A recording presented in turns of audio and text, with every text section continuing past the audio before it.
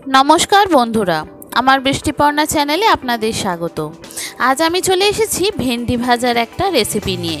আমরা ঢ্যাঁড়স বা ভেন্ডি সবাই কম বেশি খেতে পারি, যে কোনো যত রকমের রান্না আছে খেতে পারি, কিন্তু এইভাবে একবার ভেন্ডি ভাজা ট্রাই করে দেখতে পারেন। যেমন সুন্দর খেতে হয় আর দারুণ স্বাদ লাগে খেতে এইরকম গোটা গোটা ভেন্ডি ভাজা। চলুন তাহলে রেসিপিটি দেখে নেওয়া যাক। আমি এখানে অল্প কয়েকটা ভেন্ডি নিয়েছি, বড় বড় দেখে, লম্বা লম্বা, সোজা সোজা দেখে। এই ভেন্ডিগুলো যত লম্বা লম্বা বড় বড় যে হাইব্রিডের ভেন্ডিগুলো হয় সেগুলো হলে কিন্তু খুব ভালো খেতে হয়। তো সেই জন্য আমি লম্বা লম্বা দেখে ভেন্ডিগুলো নিয়েছি। এবার ভেন্ডিগুলোকে সামনেরটার পিছনটা একটু কেটে আর এরকম ছুরির সাহায্যে মাঝখানটা একটু করে চিড়ে দেব। এতে কি হয়, ভিতরে মশলাগুলো খুব ভালো করে ভাজা হয় আর ভিতরে নুন ঝালটা যায়। সেই জন্য ভিতর থেকে বলুন আর উপর থেকে বলুন খুব সুন্দর খেতে হয়। তো সেইভাবে প্রত্যেকটা আমি ভেন্ডি এরকমভাবে কেটে ধুয়ে প্রথমেই ধুয়ে নিয়েছিলাম, কেটে আর ধোবো না, আর জল ঝরিয়ে ধুয়ে তারপরে এরকমভাবে সব কটা ভেন্ডি আমি কেটে নিলাম। এবার একটা ফ্রাইং প্যান বসিয়ে দিলাম। ফ্রাইং প্যানে অল্প কিছুটা তেল দিয়ে, এখানে আমি সর্ষের তেল ব্যবহার করেছি, এখানে সাদা তেল আমি দিইনি। আমি এখানে সর্ষের তেল দিলাম, দিয়ে একটু জিরে ফোড়ন দিলাম। যখন ফোড়নটা খুব ভালো গন্ধ ছাড়বে একটু হিং দিয়ে দিলাম। হিংটাও এর সঙ্গে যখন খুব ভালো করে গন্ধ ছাড়বে তখন ভেন্ডিগুলো দিয়ে দেব। দিয়ে খুব প্রথমে একটু ভেজে নেব, তারপরে ঢাকা দেব। প্রথমেই যদি ঢাকা দিয়ে দেওয়া হয় তাহলে কিন্তু নরম হয়ে ভেন্ডিটা একদম গলে যাবে, তখন আর ভাজা ভাজার ব্যাপারটা আসবে না। ওই জন্য একটু আগে ভেজে নেব। যখন একটু ভালো করে ভাজা হয়ে যাবে তারপরে আমি ঢাকা দেব। বন্ধুরা, রেসিপিটি যদি ভালো লাগে তাহলে আমার চ্যানেল বৃষ্টিপর্ণাকে অবশ্যই সাবস্ক্রাইব ও ফলো করে দেবেন, আর পাশে থাকার বেল আইকনটি অবশ্যই অন করে দেবেন। তাহলে ভিডিও আপলোডের সাথে সাথেই আপনাদের কাছে নোটিফিকেশান চলে আসবে ভিডিও আপলোডের।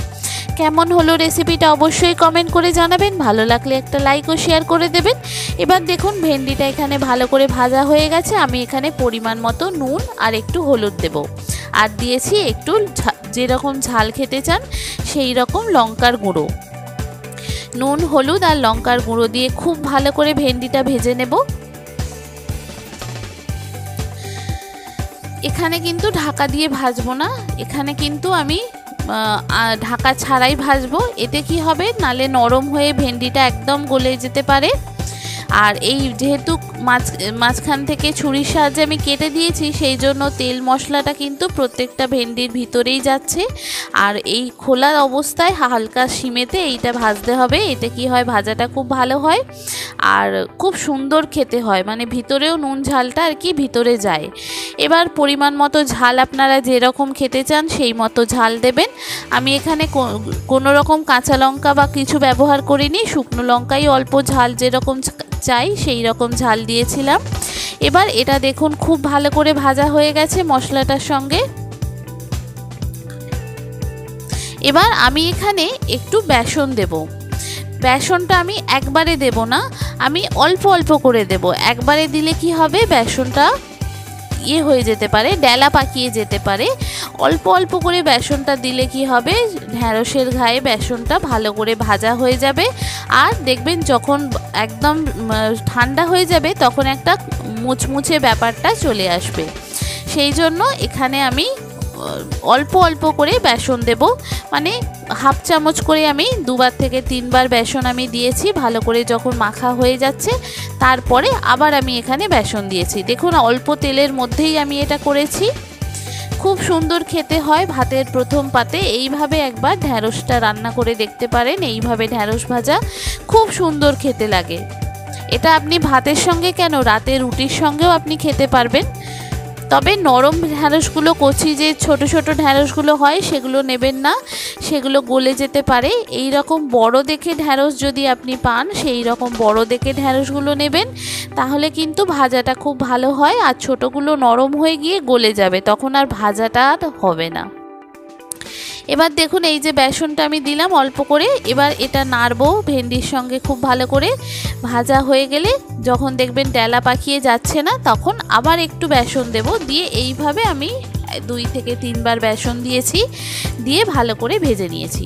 যে সমস্ত নতুন বন্ধুরা আমার ভিডিওটি দেখছেন অথচ আমার চ্যানেল বৃষ্টিপর্ণাকে সাবস্ক্রাইব ও ফলো করেননি, তাদেরকে অনুরোধ করব আমার চ্যানেল বৃষ্টিপর্ণাকে সাবস্ক্রাইব ও ফলো করে দেওয়ার জন্য। তাহলে ভিডিও আপলোডের সাথে সাথেই আপনাদের কাছে নোটিফিকেশান চলে আসবে ভিডিও আপলোডের। কেমন হলো রেসিপিটা অবশ্যই কমেন্ট করে জানাবেন, ভালো লাগলে একটা লাইক ও শেয়ার করে দেবেন। এইরকমভাবে আগে যদি ভেন্ডি ভাজা না খেয়ে থাকেন একবার ট্রাই করতে পারেন, খুব সুন্দর খেতে হয়, কথা দিচ্ছি খুব ভালো লাগবে।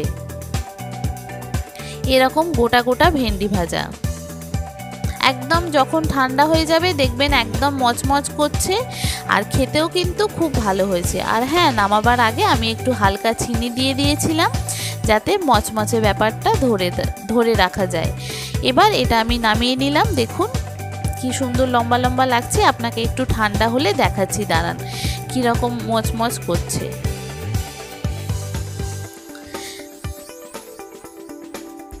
দেখুন কি সুন্দর লম্বা লম্বা দেখতে লাগছে, আর দেখুন গাটা একদম মচমচ করছে, শক্ত মতো, আর খেতেও কিন্তু খুব ভালো হয়। এইভাবে একবার ভেন্ডি ভাজা ট্রাই করে দেখতে পারেন, কেমন হলো জানাবেন, ভালো লাগলে একটা লাইক ও শেয়ার করে দেবেন। খুব সুন্দর খেতে হয় এইভাবে ভেন্ডি ভাজা।